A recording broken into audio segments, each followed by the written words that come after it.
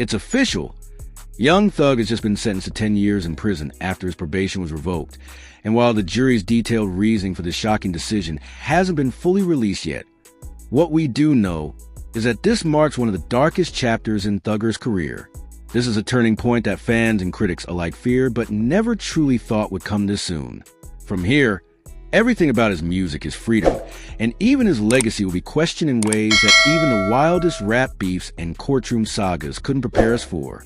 This is bigger than a case, bigger than a headline. This is a downfall of one of Atlanta's most influential voices, and the storm brewing around him has only just begun. For those who've been following the saga, you'll know this story didn't just begin today. It's the climax of years of legal battles, industry scrutiny, whispers from the streets, and a constant shadow of Rico charges that have loomed over young Thug since the moment authorities began piecing together what they believed to be a case linking music with crime, image with action, and lyrics with lifestyle.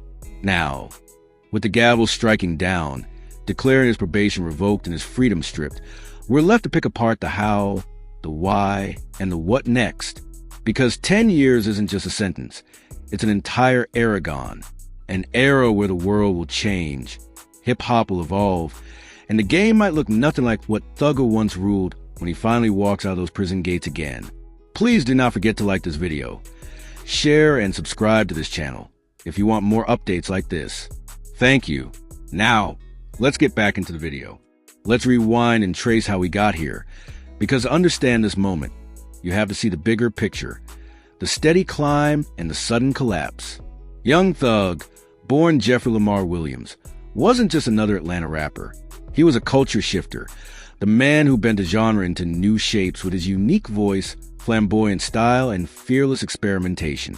He gave birth to a new generation of artists who borrowed his sound, his cadence, even his confidence. But with that fame came controversy, accusations, rivalries, whispers about gang ties, and the watchful eyes of the law. His probation wasn't just some light slap on the wrist. It was a warning, a line drawn in the sand by the system. Thugger was told in no uncertain terms that if he crossed it, if he slipped, if he gave them even the slightest reason, the consequences would be severe. And now, here we are, watching those consequences unfold in the harshest way possible. Reports say the jury deliberated longer than expected, weighing the evidence, the behavior, and the alleged violations. And while the details will eventually leak, one thing is clear. They weren't convinced Thugger had respected the boundaries of his probation. They weren't convinced he could continue to walk free under supervision. And in the end, they slammed the hammer down with a decade-long punishment that even his closest allies are struggling to process. Fans flooded social media within minutes, crying foul, screaming injustice, posting free Thug, hashtags. But deep down, there's also a wave of resignation.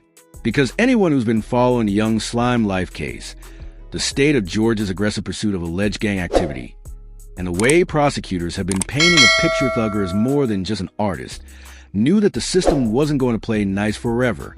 It's a bitter pill, because this isn't just about one man. It's about an entire movement, an entire city. The message being sent is loud and clear. The system doesn't care how high you climbed, how many Grammys you've won, or how many Billboard hits you stacked. If they got a target on you, they will keep squeezing until you break. Imagine being Young Thug right now. One moment plotting his next album, thinking about how to maneuver through the industry despite the looming legal battles. The next moment hearing the judge declare that his probation is revoked and the price is a decade behind bars. No studio sessions, no late night parties, no performances in front of tens of thousands of screaming fans. Just concrete walls, iron bars, and the cold reality that the world outside is moving on without you. And for a man like Thugger who thrives on innovation, on being ahead of the curve, that might be the harshest punishment of all. Not just the loss of freedom, but the loss of time, of momentum, of being part of the pulse of culture. But let's not act like this was all random, because it wasn't. The system has been circling Thugger for years. Every probation meeting, every minor violation, every rumor of association with street activity was another brick stacked against him. And when you got a record that prosecutors believe connect your name to criminal behavior, the leash they put on you is short, the patience they have is thin, and the margin for error is non-existent. This was a chess game. And unfortunately, it looks like Thugger made a move that allowed them to checkmate him. Some are speculating that the revocation was linked to communication violations. Others believe there may have been allegations of new criminal activity. But until those details are released, all we have is the outcome. 10 years. And let's be clear, 10 years in a rap game is a lifetime. Think about it. 10 years ago, it was 2015. Thugger was just starting to cement himself as a star. Lifestyle was ringing in every car, every club, and the rap landscape looked completely different. Drake was dominating. Kendrick was dropping To Pimp a Butterfly. Future was his mixtape bag. And artists like Lil Baby, Roddy Ricch, and Lil Durk hadn't even reached their peaks yet. Fast forward to today. The entire sound of hip-hop has evolved. And if Thugger comes out in 10 years, the question is, will his style even fit into whatever world exists by then? Or will he be frozen in time, a relic of an era that moved on without him? That's the tragedy here. Because love him or hate him, you cannot deny that Young Thug shaped the sound of an entire generation. From Ghana to Lil Keed, from Uzi to even mainstream stars, his fingerprints are everywhere. And now that he's been forced to sit down, those fingerprints might start to fade. And yet, the story doesn't end here. If there's one thing history has shown us, it's that hip-hop loves a comeback story. It loves a redemption arc. And as bleak as this looks, there's a chance, no matter how small, that Thugger uses his time to sharpen his mind, to write, to reflect, to plan for the moment he steps back into the world. We've seen legends like Tupac record from prison, Gucci Mane come out sharper than ever after his bid, and Meek Mill turn his probation nightmare into a platform for reform. Could Thugger one day flip this pain into power? Maybe, but for now, the reality is harsh.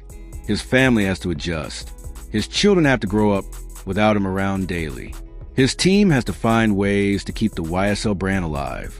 And his fans have to accept that their hero won't be dropping surprise albums, won't be walking red carpets, won't be live on Instagram anytime soon. This is a fallout.